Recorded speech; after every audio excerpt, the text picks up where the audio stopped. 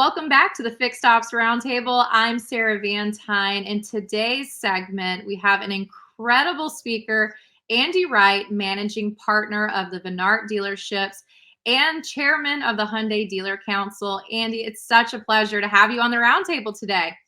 It's great to be here, Sarah. Thank you very much for having me. It's good to be back, I should say. This is a multiple appearance for me, so I'm excited. Well, we are so honored to have you back. And for those that may not have had the opportunity to watch your previous segments, I wanted to ask you some questions today to learn a little bit more about you and a little bit more about your involvement with Vinart and then, of course, the Hyundai Dealer Council. So, Andy, Sure. just to start out, how did you first get started in the automotive industry? So I had the good fortune of becoming a second generation dealer officially about 5 years ago. But I've been in the business my entire life, full time since graduating from college, about just about 25 years now. And I'm kind of the typical classic story of started washing cars and kind of went from there in the industry, right? And I graduated from college and did NADA Dealer Candidate Academy and worked my way through the store and learned the ins and outs of the operation from my dad, who founded the company back in 1983. So yeah, it's been an interesting journey of learning, of growth. I've had an opportunity to buy and sell about a half a dozen stores as part of my journey, as well as operating the five that I own right now. So I feel like I've had a pretty healthy exposure to pretty much all facets of the industry, and it's been exciting. It's been fun. I often tell people that when I'm not excited to get up in the morning and come to work, it's probably time to do something different. And I'm more energized today than I was 25 years ago. So it's been a lot of fun. It's a great business. Well, and you are such an advocate for that growth in the culture of your organization, and you're always expanding new ideas, new technologies, new processes. What do you feel has been the most important components for your own personal development as you've gone from washing cars to now, being chairman of the Hyundai Dealer Council and a managing partner? What advice would you give people that are wanting to come up in the industry? Well, there's a lot to unpack there, but I'll just start by saying that this is a fantastic industry, and I am an ardent proponent and protector of the franchise system. I think it's by far the best delivery mechanism that's ever been in existence in retail automotive. Certainly, we know that there are certain quote unquote disruptor companies that are out there that have chosen to go a different path, and some have done so successfully, and many others have not. But one thing that's remained consistent is that the franchised dealers that represent all of the legacy OEMs have done a fantastic job serving the communities that they operate in, growing and developing associates and team members across multiple departments, multiple stores, and in some instances, multiple regions, and have just experienced exponential growth as a result of that. So it's a very entrepreneurial business. And I think that it's a great place for people with that entrepreneurial spirit to pursue their dreams. That certainly is what enticed my father to get involved in the retail automotive business back in the 70s. That ultimately led to him becoming a dealer, like I said, in 1983 and growing a company and experiencing tremendous success. So that entrepreneurial spirit that he possessed and instilled in me has really served as a primary motivator. But I think the thing that drives me is really just this desire, this insatiable appetite to just get better every day. I think if you're not growing, you're going, as they say.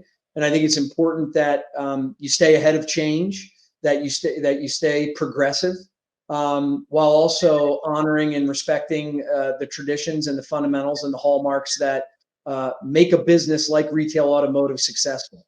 So I think it's that combination of respect again for tradition and for the fundamentals, while also keeping an eye towards the future and making sure that we're at the cutting edge of technological innovation, certainly process innovation, team member development. There's just so much to do in this industry that there's never a dull moment. So I try to sort of drink it all in. It's a little overwhelming sometimes, but that's why we do what we do. So it's a lot of fun. Well, and it is incredible to see all the growth that's been happening with the Vinart dealerships. And one of the pieces that I know has been a topic of conversation, and you touched on the importance of the franchise model and how impactful that's been for your career and then also your employees, your community.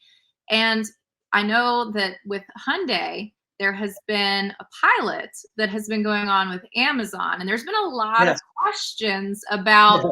what does this mean for Sure. the dealer franchise system? What does this mean for vehicle sales? Could you share a little bit more with our audience today about what's going on with Amazon and how you are really piloting and participating in this evolution? Yeah, absolutely. So, as chairman of Hyundai National Dealer Council, I was honored to be present back at the LA Auto Show in November of last year when Hyundai made this momentous announcement that they were partnering with Amazon on multiple fronts, not just on a plan to offer vehicles for sale at retail on the Amazon platform, sold by dealers, mind you. That was always the message from the outset. Unfortunately, some of the traditional media, legacy media outlets like the Wall Street Journal and Automotive News really did a disservice to Hyundai, to Amazon, and to the industry by sort of misrepresenting what was actually happening when that announcement was made. The headlines read something to the effect of Hyundai intends to sell cars on Amazon, not Hyundai dealers intend to sell cars on Amazon, but rather Hyundai. So the implication was that it was going to be a direct to consumer model, and that was never the case. Jose Munoz was very clear about that from the outset, that this was not about a direct sales model via the Amazon channel. This was about opening up the Amazon marketplace or another, large channel. I mean, let's face it, Amazon is the largest e-commerce platform in the world, and it represents a great opportunity for an enterprising OEM automotive brand to offer their products via their dealers on that platform. So that was sort of the vision that Jose had, and that I believe the folks at Amazon had. So the partnership, the arrangement, the agreement made sense, right? So we set out back at the beginning of the year with 18 pilot dealers. Believe it or not, I was not a pilot dealer. I was at the forefront of just working with Amazon on behalf of dealers to make sure that Amazon understands the dynamics of the franchise business model and the fact that there are 50 different states, obviously, with 50 different sets of regulations and franchise laws and things like that. And then you pile on top of that the federal regulations and federal requirements and things like that. This is a complex animal. And I really think that the smart people at Amazon didn't fully understand exactly what they were getting into. So they needed help from dealers to understand the complexities of the marketplace and how they might go about building out their ecosystem to end up being able to retail cars on that platform. So that's really fast forwarding to today where we're at. The pilot is still ongoing. There is talk of a larger scale rollout of the pilot, if you will, or expansion of the pilot here in the coming weeks going into the fourth quarter. And we'll see what happens. But cars are absolutely being sold on Amazon. Granted, it is only to Amazon employees. That's the only subset of the Amazon population that is able to transact on the platform, Amazon employees. So when the platform is opened up to the broader public, we'll see what happens. But there's still a lot of work being done behind the scenes. There's still a lot of work being done as part of the pilot itself with the dealers involved. And it still remains to be seen where this goes. So it's exciting. I think the takeaway that I hope everybody has from all of this is, number one, dealers will be in control of the transaction. We control the pricing. We control fulfillment. So it's our responsibility to deliver the vehicle and handle all the paperwork. Amazon is simply an intermediary, and they're opening up their platform as another sales channel to dealers to sell cars. And I think that's a good thing. I mean, when you get right down to it, my attitude, my purview has always been, I want to go where the consumer wants to transact. If that's 100% online, 100% in store, or a combination of the two, let's do it. I'm game. You know what I mean? And if 100% online means it happens on my website or it happens on Amazon.com, that's fine. But at the end of the day, we're controlling the transaction from the standpoint of pricing, fulfillment, support after the sale in the form of service and all the things that come with that. So, yeah, this is new uncharted territory. We'll see what happens, but lots to still shake out, as they say. Well, and another just follow-up question, if I may, on that subject. So, some of the curiosity in how this has been going with Amazon employees. So, with the dealers that are participating today in the pilot, is it really sales that's happening within their local market, like kind of in their PMA, or are they buying vehicles potentially, across the country from a dealership and then having it shipped to them? What are you seeing as far as the transactions go? Yeah, so I haven't been privy to all the transactional data, but I do hear the anecdotes from the dealers that are involved in the program. Uh, the majority, the overwhelming majority, if not all of the sales, are to local buyers because of the nature of the pilot and the dealers that were selected and their proximity to Amazon facilities, whether they be distribution facilities or corporate offices and things like that. Those transactions are highly localized, right? I'm sure there's a handful in there that maybe a customer was looking for a particular build spec on a particular model, and they had to go to a dealer a couple hundred miles away or whatever. That very well could have happened. But I think really at the end of the day, what Amazon and Hyundai dealers want to see is an ecosystem that first and foremost prioritizes local transactions, right? But also can facilitate a transaction if it is a sort of one-off type vehicle that is not available in someone's home market. So uh, that's a good thing, I think, because after the sale, it's going to be the local dealer that supports that customer with all of their service needs, warranty, parts, accessories, you name it. So it makes sense for us to maintain a localized focus, and I think we've accomplished that. So it remains to be seen once the broader pilot again is opened up. Once the pilot is opened up, excuse me, to the broader dealer body. But for now, that is the what I would characterize as the nature of the transactions for the time being. Well, it's exciting, Andy, to hear all that's been going on with it. And I'm excited. We'll have to have you back on the next roundtable to hear how this continues to evolve and what is coming down the pipeline in the future. Yeah, I I think we'll know more by the end of the year. Well, it's also an interesting subject because you brought up some of the pieces as far as the dealer controlled pricing and talking and pivoting a little bit on the pricing subject. You and I were talking in the green room a little bit more about some of the affordability crisis that is happening with consumers and dealerships, and that has been a big topic on the Fixed Ops Roundtable, with people discussing, what's happening when a customer is considering purchasing a new vehicle or looking at a pre-owned vehicle with the dealership. And there's a lot of implications that could come down the pipeline as it pertains to that customer choosing to service or where they're Yeah. even transacting. So could you share a little bit more about what you're seeing and what Vinart dealerships are doing as it pertains to the customer purchase experience and how you can address some of those affordability concerns? Yeah, absolutely. I mean, I think coming out of COVID, we saw prices spike, as did so much in our society with inflation, and as a result, vehicle prices spiked as well, right? So now we find ourselves in a situation where we don't have an undersupplied market. Many arguments could be made that we have an oversupplied market in certain sectors with certain brands in the industry, right? So as a result of that, it's starting to put downward pressure on pricing, which is a good thing because so many consumers were priced out of the market that they ended up having to spend money to fix or maintain older vehicles that they would have otherwise traded in. So it was also a good thing for our after sales operations, for our fixed operations, because we saw repair order counts jump. We certainly saw dollars per repair order go up because of the nature of the maintenance and repair work that was being done on older vehicles.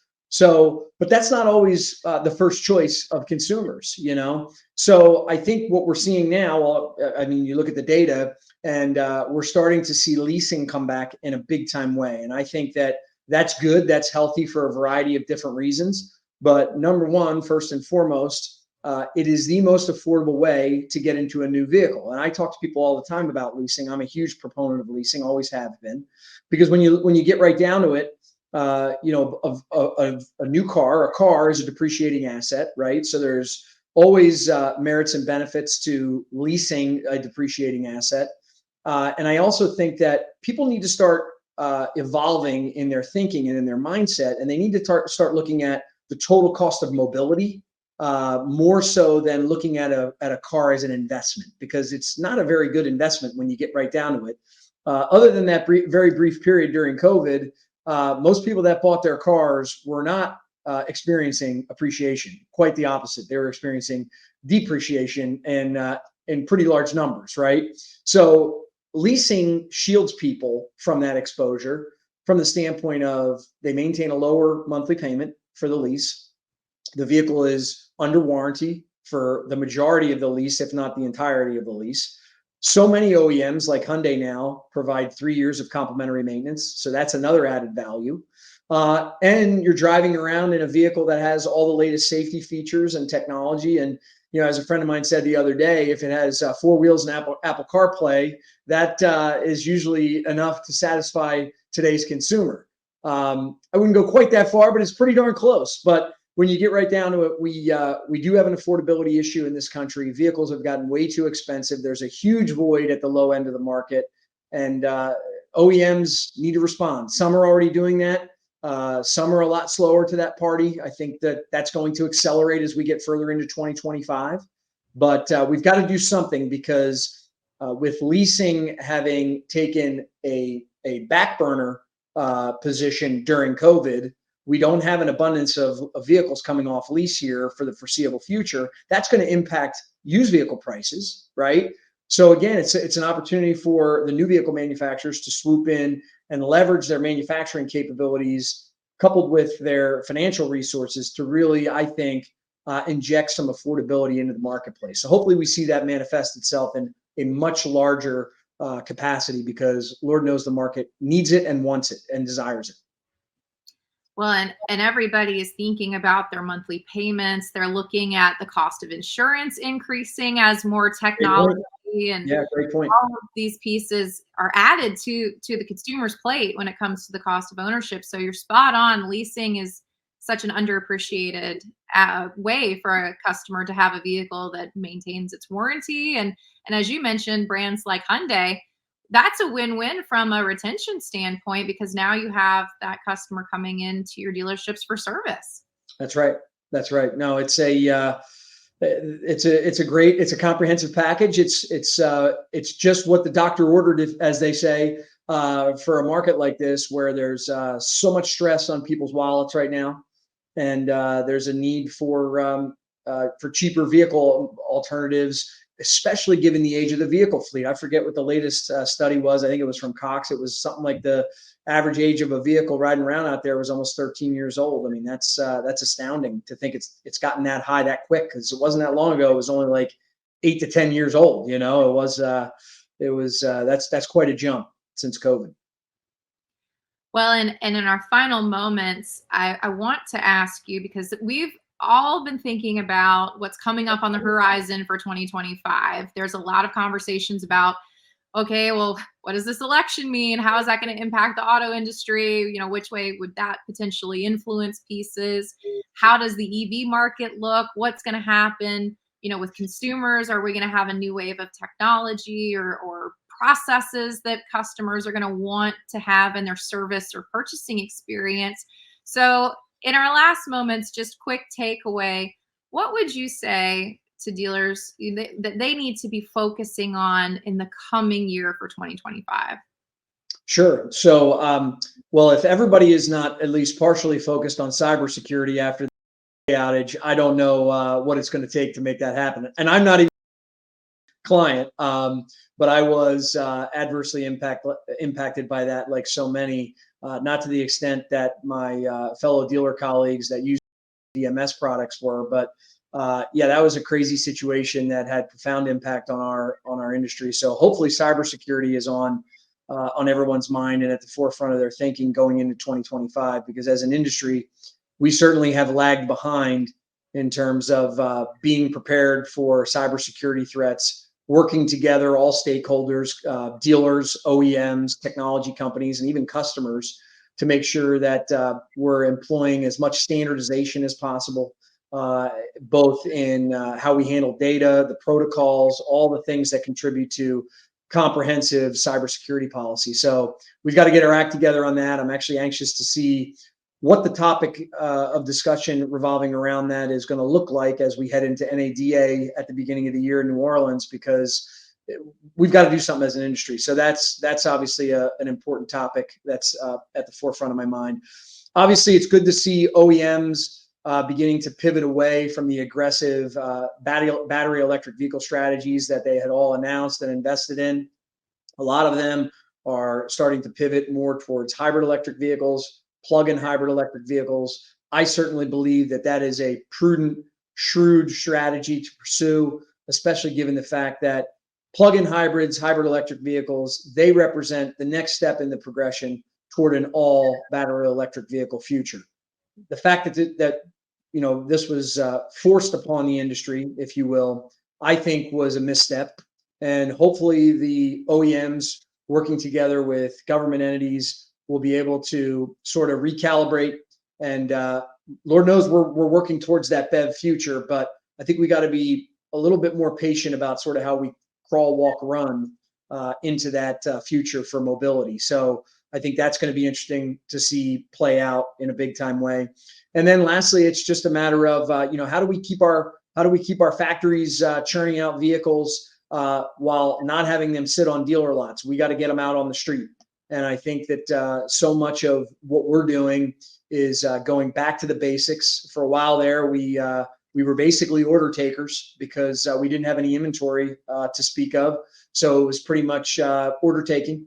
And we've got to get back to being professional salespeople. And of course, that speaks to the customer experience, whether that starts, again, 100% online, 100% in store, or a combination of the two. We've got to be professionals, and we have to be efficient in the delivery of our goods and services to our customers, because that's what they want. That's what they're accustomed to in today's society with companies like Amazon and how people are transacting, whether it's through e-commerce on platforms like Amazon, delivery services like DoorDash and Uber Eats and all that type of stuff. We're a now society, as they say, and I think retail automotive would be well served to elevate our game when it comes to how efficiently we deliver our goods and services. So that's what's on my horizon going into 2025 as we close out 2024. Well, Andy, it's always a pleasure to get to catch up with you and learn all about the different things that both you and Vinart dealerships and, of course, the Hyundai Dealer Council are working on. So thank you on behalf of the Fixed Ops Roundtable for being part of our segment today. It's been my pleasure. Thank you very much to you and to Ted and the entire team at Fixed Ops Roundtable. You guys do a great job. The service you provide to the industry is well received. It's needed, and we are extremely thankful. So please keep up the good work. Everyone, Andy Wright, managing partner of the Vinart dealerships and chairman of the Hyundai Dealer Council, here with us today at the Fixed Ops Roundtable. Thanks, Sarah.